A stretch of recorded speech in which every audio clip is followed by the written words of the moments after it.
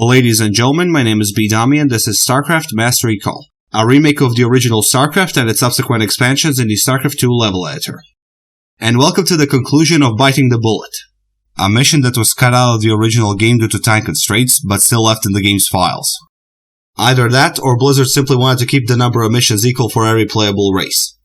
But those are just theories, so take them with a grain of salt. If you have your own theory, let me know in the comments. We can discuss them in the next episode, but for now let's focus on finishing the mission. As you probably remember, the last episode ended with the game crashing, right after the Protoss fleet came in. And to make matters worse, the save file got corrupted, so I had to restart the mission and get back to this point. Only to realize I didn't record a cinematic, so you'll have to watch the previous episode to see it. And for that I apologize. But I did use the time to experiment with some different strategies, and discovered that the only viable opening strategy is building two command centers near the resources. One near the minerals and the other near the Vespian geyser. But your first priority should be the minerals. You don't have to gather the gas immediately, but the sooner you get, the better. The Zerg will attack you frequently in large numbers, so build up your defenses before doing anything. Once you have a base set up, focus on taking over the Zerg expansions on the east and west side of the map, and then just focus on building an army. Attack the nerve center only when your population cap is maxed out. For once the nerve center is gone, the Zerg reinforcements will spawn on top of your bases, and you will have to survive until the Protoss fleet comes in. After that, you just have to sit back, relax, and watch the fireworks. The Protoss carriers should be able to obliterate the remaining Zerg, but we should send in the raids to provide assistance. Right after they deal with the Overlords, who are transporting troops to our base.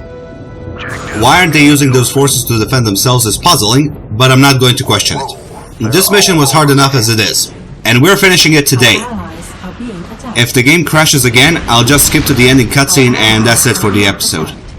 Unless something else happens. For example, a massive cluster of Zerg spawns on top of us. Then we will just finish the fight and end this. You know, I think I figured out why this mission was cut out. It was too long and too frustrating to finish. Think about it. The only viable playstyle is forcing you to play for an hour and a half, approximately.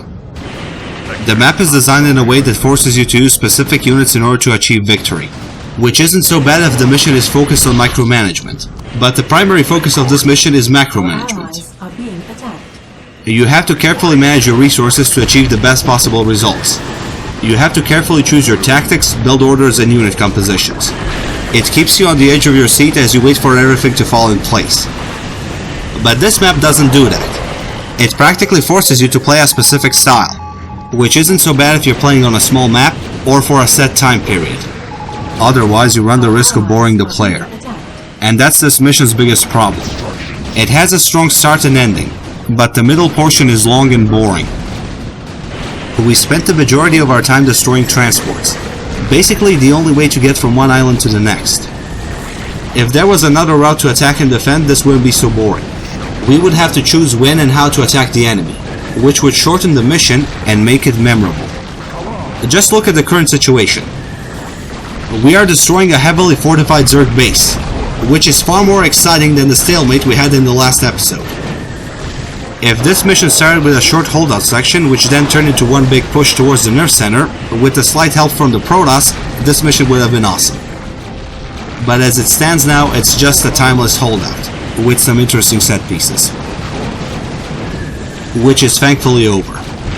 So let's see the ending cutscene. Or mission debriefing. The Zerg, lured by the Psy-emitter's signal, descended upon the unsuspecting Confederate forces and annihilated them. Once again, the Protoss fleet, under the command of High Templar Tassadar, arrived and incinerated the planet. Looks like we'll have to make another base in the next episode. Until then, my name has been Bedomy, thank you very much for watching and good night.